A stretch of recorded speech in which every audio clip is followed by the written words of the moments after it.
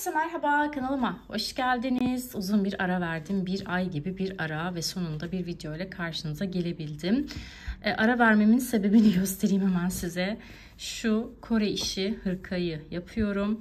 Çok böyle içime sinen, güzel, kullanabileceğim bir şey olsun istedim. Çünkü çok emek isteyen bir proje. O yüzden de alelade yapmak istemedim. O yüzden uzun sürüyor ama artık sonlara geldim. Gördüğünüz gibi beden neredeyse hazır, lastik kısmı zaten akıp gidecek. Birkaç güne bunun da videosunu paylaşacağım. Ama arada çok sevdiğim bir arkadaşım benden bu boyunluğu rica etti. Ben de tabii ki dedim ve bu araya hemen bunu sıkıştırdım. Çok güzel, çok cici, tatlı bir boyunluk. Bu şekilde bakın göstereyim. Örülüyor. Daha sonra böyle kıvrılarak hem boyunluk hem atkı anlamında aslında kullanılabilecek çok cici tatlı bir proje. Sadece bir gün gibi bir sürede rahatlıkla vaktinizi ayırırsanız yapabilirsiniz. Bir yumak iple ben bunu hazırladım. Detayları zaten videomda detaylı olarak sizlerle paylaştım. Örgünün güzelliğine bakar mısınız? Renk zaten şahane. Şu an gece olduğu için birazcık ışık tabii ki farklı olabilir ama yine de görüntüye bakar mısınız? Çok güzel bir proje oldu. Deneyeceklere kolaylıklar diliyorum. Videoma geçmeden önce lütfen kanalıma abone olup beni takip edin. Videolarımdan haberdar olmak için de mutlaka zile tıklayın. O zaman keyifli seyirler. Evet, modelimizin kurulumuyla başlıyoruz. Şimdi ben daha net anlaşılsın diye pembe renkle göstereceğim. Beyaz renkte pek anlaşılmayabilir. Öncelikle ilmek atarak başlıyoruz. Kullandığınız ipe göre şiş seçiyorsunuz. Ona göre ilmek atıyorsunuz. Şu an ben 4 milimlik şiş kullanıyorum. Hatta 4,5 milimlik.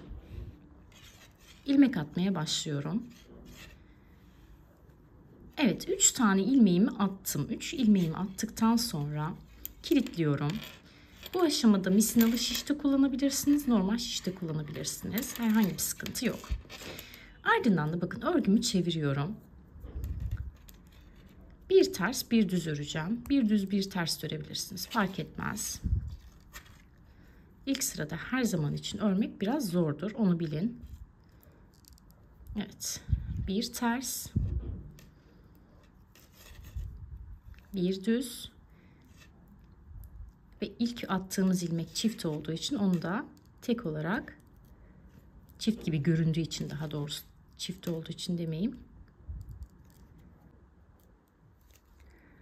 Evet, bakın 3 tane ilmeğim var. Şimdi bunu ters çevirdim. Gördüğünüz gibi ip sonda. İp sondaysa örgünün başındayız demektir. Şu başlama ipimiz bize örgünün ön yüzü veya arka yüzünde olduğumuzu gösterir. Sondaysa biz ön yüzündeyiz demektir. Şimdi bulunduğum noktadan bakın şöyle direkt ipim arkada ya. İpimi şöyle sarıyorum. Bir tane artırma yapıyorum. Çekiyorum ve direkt ilk ilmeğimi düz olarak ördüm. Siz ters görüyorsanız ters örün, önemli değil. Ortadakini ters olarak örüyorum. Son ilmeğimi yine düz olarak örüyorum. Yani gördüğüm şekliyle ördüm. Burada bir tane artırma yapmış oldum. Döndüm. Bundan sonrasına dikkat. Bundan sonra model bu şekilde ilerleyecek. Şöyle yine bir tane artırma yapıyorum. Sıradaki ilmeğimi ters görüyorum. Ters olarak örüyorum. Geldik bakın düz ilmeğe. Düz ilmeği gördüğüm noktadan bu noktaya batmıyorum. Bakın direkt normal örme noktasına batmıyorum. Bir alt sıradaki noktaya batıyorum ve düz olarak örüyorum. Bu şekilde sahte selanik yapacağız. Sıradaki ilmeğimi ters olarak örüyorum ve sıra sonundaki ilmeğimi yine düz olarak örüyorum. Örgümü çeviriyorum. Mantık çok basit aslında. İpi şöyle arkaya atlatıyorum. Ardından şöyle alttan çekiyorum. Sıradaki ilmeğimle ters. Direkt ters olarak örüyorum. Bakın sıradaki ilmeğim düz. Bu üst noktasına batmıyorum. Direkt sıradaki noktaya batmıyorum. Bir alt sıraya batıyorum ve düz olarak örüyorum. Sıradaki ilmeğimi ters olarak örüyorum. Şimdi bakın sıra sonunda olduğumuz için, yani sondan bir önceki ilmek olduğu için bunu normal düz olarak örüyorum. Ve son ilmeğimi ters olarak örüyorum. Sıra sonundan bir önceki ilmeği her zaman normal düz olarak öreceğiz. Alt sırasına batmayacağız. Sıra başında da aynı şekilde. Çevirdim ilmeğim, örgümün yönünü. Alttan yine bir tane artırmamı yaptım. Bakın direkt artırmadan sonra ilk ilmek olduğu için bunu normal düz olarak ördüm. Sıradakini ters olarak örüyorum. Geldik orta noktalarda bir tane düz ilmek. Bunu ne yapıyoruz? Bir önceki sıraya batıyoruz. Yani alta batıyoruz. Sıradakini ters olarak örüyorum. Bakın sondan bir önceki ilmek. Sondan bir öncekini her zaman ne yapıyoruz? Kaldığımız noktada örüyoruz. Yani altına batmıyoruz. Ve kalan ilmeğimizi ters olarak örüyoruz. Yani sıralar ilerledikçe şu kısımları yok sayıp aralardaki sadece düz ilmeklerin alt sırasına batıyoruz. Buralarda her zaman normal örüyoruz. Yine örgümü çevirdim. Yine şöyle alttan bir tane artırma yaptım. Bakın sıradaki ilmeğim ne düz. O zaman düz olarak örüyorum. Tersi her zaman ters örüyoruz. Bakın düz ilmeğime geldim. Orta noktada olduğu için direkt alttan batıyorum ve örüyorum. Tersimi ters olarak örüyorum. Bakın sıradaki ilmek sonda değil mi? Sondaki ilmekler bunlar. O yüzden bunda normal. Alttan batıyorum. Kalanları sırama uygun olarak örüyorum. Bu şekilde modelimizi ilerleteceğiz. Birkaç sıra daha öreyim kafanız karışmasın. İpimi şöyle bakın arkaya gönderdim. Alttan alıyorum. Sıradaki ne? Ters ilmek. Hemen ters olarak ördüm. Artık düzü ne yapabilirim? Alttan alabilirim. Çünkü kenarda 2 tane ilmeğimi zaten ördüm. Hemen geldim. Alttan aldım. Sıradakini ters ördüm. Bu ortada olan bir ilmek olduğu için yine ne yapıyorum? Bir alttan batıyorum. Yani kenarların düzgün görünmesi için kenarlardakileri normal örüyoruz. Ortadaki kalanları alttan batarak örüyoruz. Yani sahte selanik yapıyoruz. Bakın yine kenarda 2 tane ilmek var. O zaman bunu ne yapabilirim? Alt sıradan batıp örebilirim. Kalanları yine ters, düz olarak devam ediyoruz. Bu şekilde modelimizi istediğimiz genişlikte ve uzunlukta örebiliriz. Bakın yine artırma yaptım. Dikkat etmeniz gereken en önemli nokta sıra başlarında her zaman için bir tane artırma yapıyoruz. Ters olarak ördüm. Düzü geldim. Alttan aldım. Tersi ters ördüm. Düzü geldim. Alttan aldım. Tersi ters örüyorum. Düzü geliyorum. Alttan alıyorum. Tersi ters örüyorum. Düzü geliyorum. Bakın 2 tane ilmek kalmış. Alttan almıyorum. O yüzden normal örüyorum. Kenardaki ilmeğin bir önceki olduğu için kalanını da modelime uygun olarak örüyorum. Bu şekilde ilerledikçe sahte selanik modelimiz ortaya çıkacak. Yine artırmamı yaptım. İlk ilmeğimi normal ördüm. Bakın yine ortalara geldiğimiz için alttan aldım düzü. Tersi ters ördüm. Düzleri hep alttan alıyoruz. Tersleri ters örüyoruz. Düzleri alttan alıyoruz. Tersleri ters örüyoruz. Ama kenarda kalan düzleri sondaki ilmekten bir önceki düzü her zaman ne yapıyoruz? Normal örüyoruz. Son kalan ilmeğimizi ters denk geliyorsa ters, düz geliyorsa düz örüyoruz. Bu şekilde. Bir kez daha göstereyim. Umarım anlaşılmıştır. Bu şekilde modelimiz ilerleyecek. Her sırada bir tane artırma yapacağız. Yine artırmamı yaptım. İlk ilmeğimi düz olarak ördüm. Bir de kenarları biraz sıkı alın lütfen. Şu kenarlarda çok böyle falloş bir görüntü olmasın. Bakın düzleri yine alttan alıyorum. Tersleri normal örüyorum. Düzleri alttan alıyorum. Tersleri normal örüyorum. Bu en basit Selanik modelidir. Öyle ip dolamanıza falan gerek yok. Direkt alta batıp bu şekilde Selanik örgü modeli oluşturabilirsiniz. Sonda kalan ilmekleri de yine gördüğüm şekliyle örüyorum.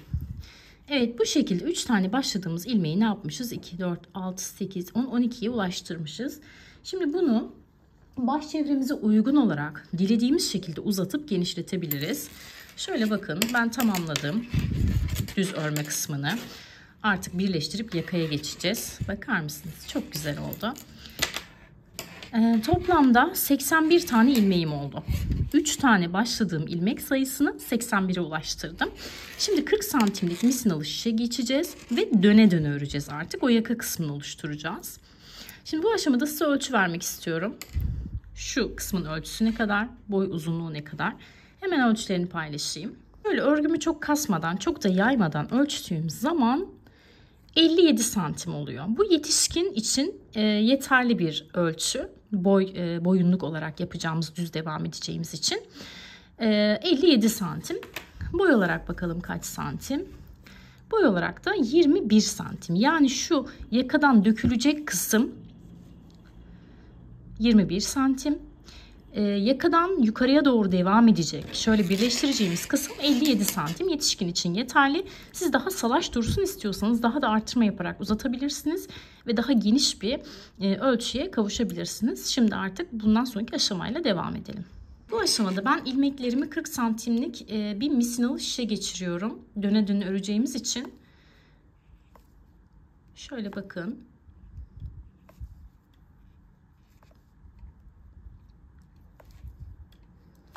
Daha rahat örmek açısından şişime geçireceğim. Daha sonra bakacağız. Bakın 40 santimlik misinalı şişime geçirdim. Bu şekilde örmem çok daha kolay olacak.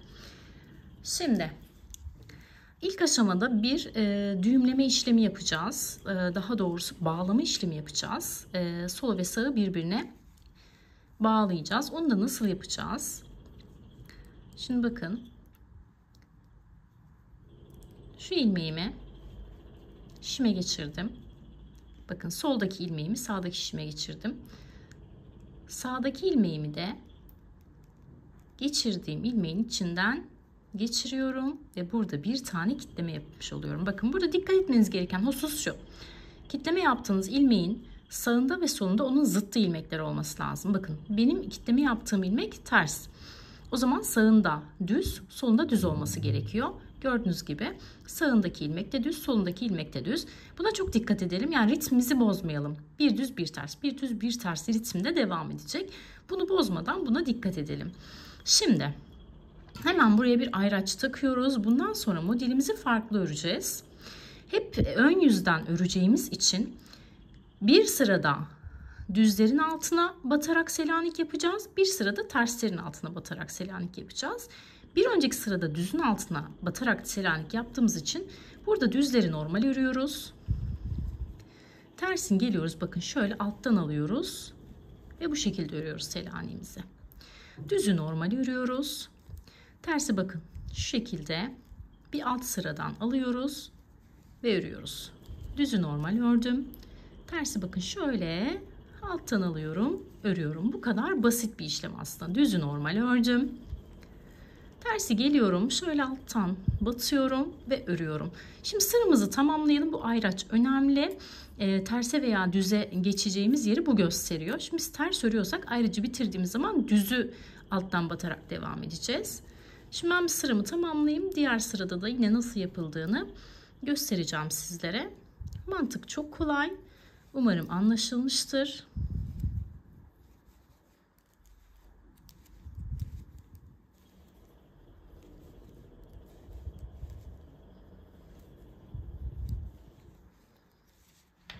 Evet, tersleri bir alttan alarak düzleri normal örerek sıra sonuna geldim. Şimdi şu kitleme yaptığımız ilmek gördüğünüz gibi alttan alacak bir durumumuz yok. Zaten tek sıra haline görünüyor.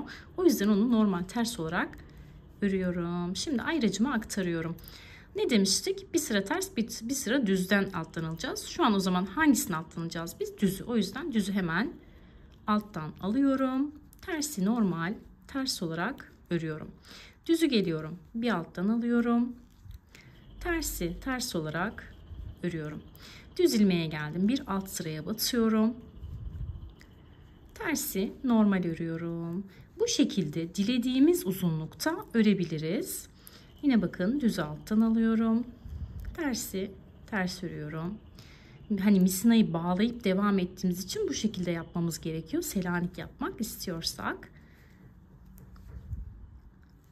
Dilediğimiz uzunlukta örebiliriz. Ben şöyle bir göz kararı bakacağım. Daha sonra yeter dediğim noktada artık kapatmayı yapacağım. Sizlere de kaç santim ördükten sonra kapatma yaptığımı söyleyeceğim. Şimdi bu şekilde örgümü devam ettireyim. Daha sonra görüşelim. Umarım anlaşılmıştır. Çok basit, çok zevkli bir örnek. Yapımı çok kolay ve gerçekten de çok zevkli. Böyle zaman ayırıp üzerine düşerseniz bir günde bile örebileceğiniz bir proje. Umarım faydalı olur. Evet, yaka boyunu 16 santim ördükten sonra şöyle bakın şu yakaya geçtiğimiz kısım.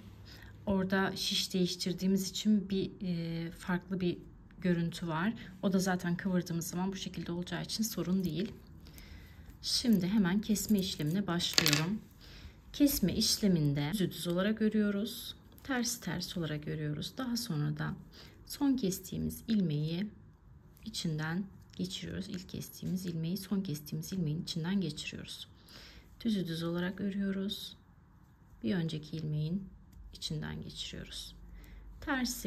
Ters olarak örüyoruz. Bir önceki ilmeğin içinden geçiriyoruz. İlmekleri gördüğümüz şekliyle örüyoruz ve bir öncekinin içinden geçiriyoruz. Tersi bakın, ters olarak ördüm. Bir önceki ilmeğin içinden geçirdim. Düz olarak ördüm. Bir önceki ilmeğin içinden geçirdim. Ters olarak ördüm. Geçirdim. Bakın kesmemiz bu şekilde görünüyor. Düz olarak ördüm. Geçirdim. Ters olarak örüyorum. Geçiriyorum. Düz olarak örüp geçiriyorum. Şimdi sıra sonuna kadar aynı işlemi tekrarlayalım.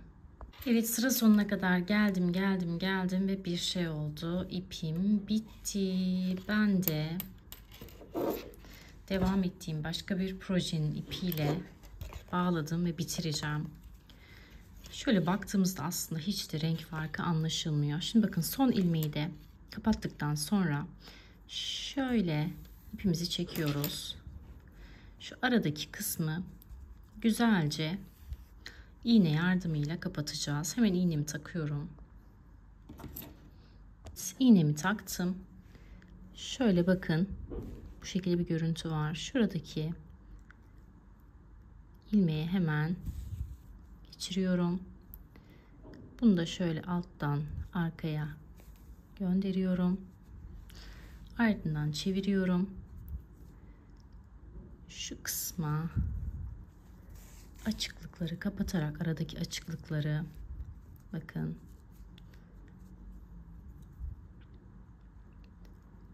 şu görüntüyü kapatmak için aradaki açık görüntüyü, ayrık görüntüyü, evet. Buradan da yine şöyle alta batıyorum. Yani tamamen aslında göz kararı yaptığım şeyler. Aradaki açıklıkları kaybediyorum. Bakın, gördüğünüz gibi hiçbir açıklık kalmadı. İpimi şöyle yine alttan göndereceğim. Evet. Şu düğüm yaptığım ip, onu da içe gönderirim. Şimdi şöyle altlara göndererek ipimizi gizleyeceğiz. Evet, yeterince gönderdim bence. Şimdi bu noktada şöyle, ipim 2 katlıydı ya. 2 katlı olan ipimi katlarına ayıracağım ve düğüm yapacağım. Sağlam olsun diye, kullanırken açılma yapmasın diye. Evet. Bir tane daha düğüm yapıyorum. Gerçekten ip çok kaynadı arada. Çok mutlu oldum çünkü çok üzülmüştüm. Tam bir yumak kullanmış oldum. Hatta bir tık da yetmedi. Normal bir ekru renk kullanabilirsiniz. Markasını bile hatırlamıyorum. Elimde olan iplerle yaptım. Şöyle bir yumak, hiç kullanılmamış bir ekru renk ipim vardı. Onu kullandım. Şimdi şu aralardaki iplikleri de gizleyelim. Yine şöyle alta veriyorum. Hep bu ters ilmekler üstünden gizlemeye gayret edin. Ters ilmekler görünmez, göze batmaz. Düz ilmekleri es geçelim. Düz ilmekler görünür, göze batar. Yine şöyle ipi katlarına ayırıp buraya da bir düğüm yapacağım. Bu şekilde de sağlamlaştıracağım. Hatta başlangıç ipimi bile kullandım yani. Biraz onu geniş bırakmışım. Onu bile kullandım yetsin diye. Çok ekonomik bir boyunluk yapmış oldum. Arkadaşım bu renk istediği için, aslında benim elimde yüzlerce çeşit ip var ama bu ipi de değerlendirmek istedim. Şimdi tekrar ip alsam bu ne olacak? Evet, şimdi diğer detaylarına bakalım. Öyle yine ip falan varsa onları temizleyeyim. Evet, son olarak da bakın ipliklerini vesaire iyice baktım, temizledim ve gördüğünüz gibi boyunluğumuz çok güzel oldu. Gerçekten şahane, çok sevimli, yumuş yumuş bir boyunluk oldu. Burada dikkat etmeniz gereken en önemli husus yumuşak güzel bir iplik bulmanız. Bir de elinizi orta ayarda tutmanız. Çok sıkı veya gevşek olmasını kesinlikle tavsiye etmiyorum. Ama görünüşüne bakar mısınız? Şahane oldu. Duruşunda yine ben Instagram hesabımda detaylı fotoğraflarını paylaşacağım. Evet, bu şekilde boyunluğumuz hazır. Deneyeceklere kolaylıklar diliyorum. Sadece bir yumakla siz de çok rahatlıkla videomu takip ederek bu güzel boyunluğu yapabilirsiniz. Dediğim gibi yetişkinler için uygundur bu. Eğer kafa yapınız çok farklı değilse, çok bazı insanların gerçekten kafa yapısı çok büyük oluyor. Onlar böyle 60 santim falan yapabilir ama ortalama 55-58 civarı yetişkinler için yeterli olur diye düşünüyorum. Erkekler için yapacaksanız da yine minimum 60'ta tutmanızda fayda var. Evet, deneyeceklere kolaylıklar diliyorum. Kanalıma abone olup beni takip etmeyi unutmayın. Farklı bir projede görüşmek dileğiyle. Hoşçakalın.